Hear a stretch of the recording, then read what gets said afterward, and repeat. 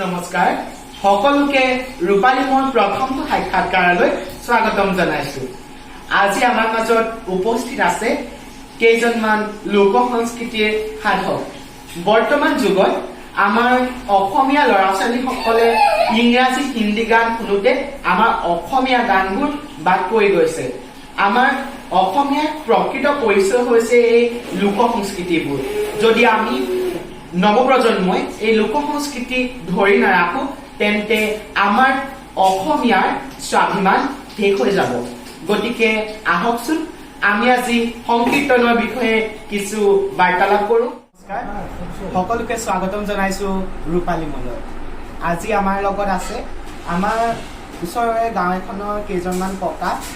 আজি আমি তেওঁলোকৰ লগত কিছু বাৰ্তালাপ কৰিম।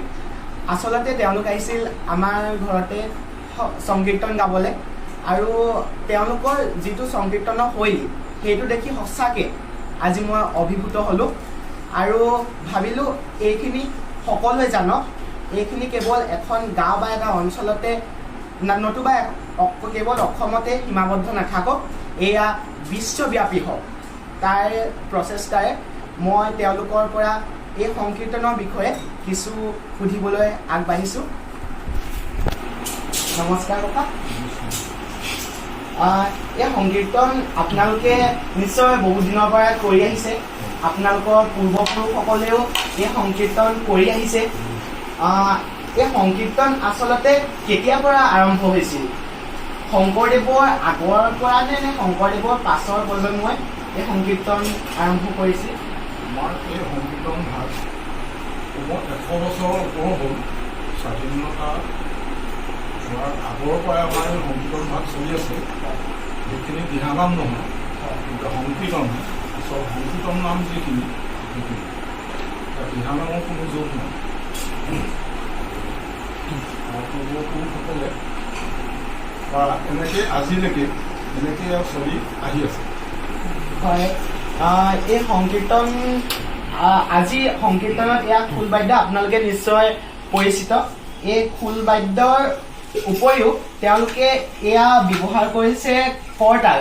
আপোনালোকে প্ৰায়ভাগে হয়তো নিশ্চয় কৰতাল নহয় জানো, কৰতাল দেখা নাই। এই কৰতাল ভাগ কেনেদৰে মানে প্ৰস্তুত কৰে সেই বিষয়ে অকণমান কৈ দিব। এডাল হ'ল বাঁহৰ এনেকৈ ধুনীয়াকৈ চাচি হাতত ধৰিব পৰাকৈ এনেকৈ খুবকেইটা কৰি, আৰু এই লোহাৰৰ ৰিংটোৰে মাত দিব পৰাকৈ ইয়াত খুব কাটি লোৱা হয়। কাটি লোৱা হ'লত আমি এনেকৈ নামৰ তালে তালে এনেকৈ বজোৱা হয়। লাহে লাহে তালে আমি এনেকৈ বনাওঁ, আৰু সৰহকৈ হ'লে এনেকৈ, আৰু বেছি সৰহ হ'লে আৰু বেছি এনেকৈ। আপোনালোকে দুটামান কলি যদি গুণগুণাই দিয়ে ইয়াৰ সৈতে। হৰি বল হে আমাৰ মন,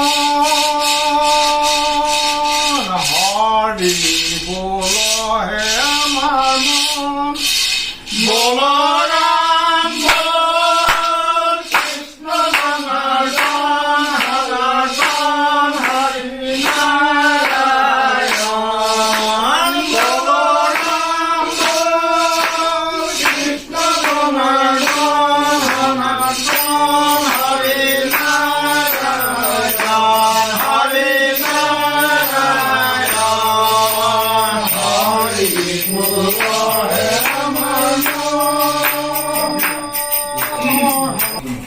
এই সংকীৰ্তনত আপোনালোকৰ মই লাষ্টত এষাৰ নাম শুনিছিলো, দেশ প্ৰেমমূলক। সেই দেশ প্ৰেমমূলক আচলতে ইয়াত সকলো ধৰণৰ ভাৱ প্ৰকাশ পায় নহয় জানো? সকলো ধৰণৰ গোটেইখিনি আছে। দেশপ্ৰেমিক আছে, দেহতত্ব আছে, প্ৰেমৰ আছে, আৰু ভক্তিমূলক আছে, যুদ্ধ আছে। নাযাবা নাযাবা নাথ পৰশুৰামনে,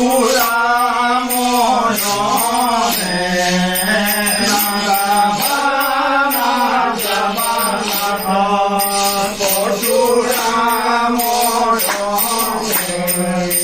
প্ৰেমতি দুজয় চিৰ ৰণাই নিষ্ঠাৰ স্বয়ং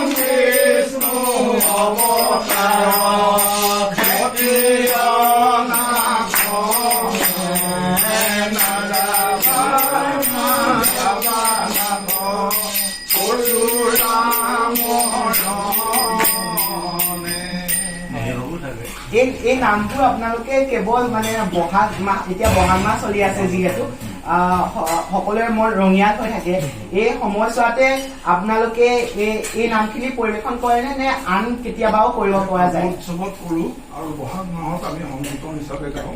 তাৰপিছত আমাৰ ককা দেউতাসকলে যেতিয়া বিয়া হয়, বিয়াত দৰা কন্যাৰ আগত সেইখিনি গায়। তেনেকে ধৰিম বুলি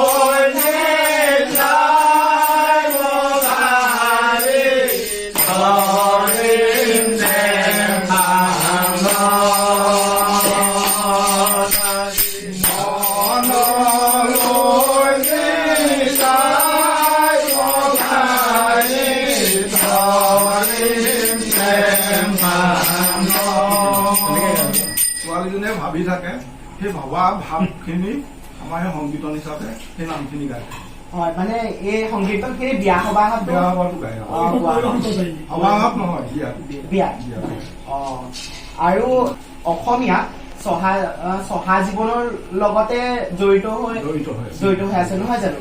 গোটেইখিনি আছে, কৃষি আছে, ভক্তিমূলক আছে, দেহতত্ব আছে, প্ৰেমিক আছে, আৰু এই আমি দেশপ্ৰেমূলক ৰাইজক দেশপ্ৰেমমূলক এটা কলিও শুনাই দেখাম। কান্দিছে আজি অসমী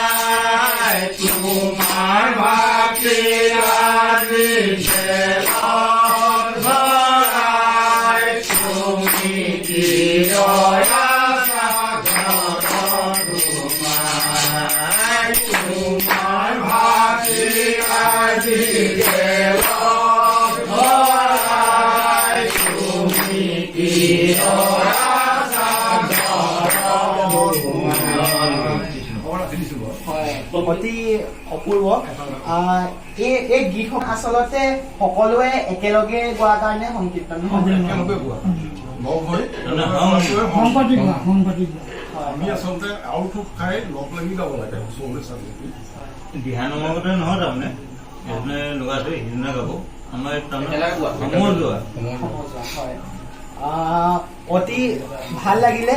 আচলতে মানুহে আজিকালি বিহু চিনি পায়, কিন্তু এনেধৰণৰ গীতবোৰ আমাৰ সমাজৰ পৰা আজিকালি প্ৰায় বিলুপ্ত হৈ যোৱা আমি দেখিবলৈ পাইছো। এই গীতসমূহ আমি ধৰি ৰাখিব লাগিব। আপোনালোকক যদি ৰাইজে বিচাৰে এই গীতসমূহ পৰিৱেশন কৰিবলৈ বা তেনেদৰে আপোনালোকক যোগাযোগ কৰিব পাৰে নিশ্চয়। ঠিক আছে, মই ডেছক্ৰিপশ্যনত যোগাযোগ নাম্বাৰটো দি দিম, আপোনালোকে নিশ্চয় যোগাযোগ কৰিব পাৰে। আৰু কোনোবা আপোনালোকৰ ওচৰত শিকিবও পাৰিব নিশ্চয় হয়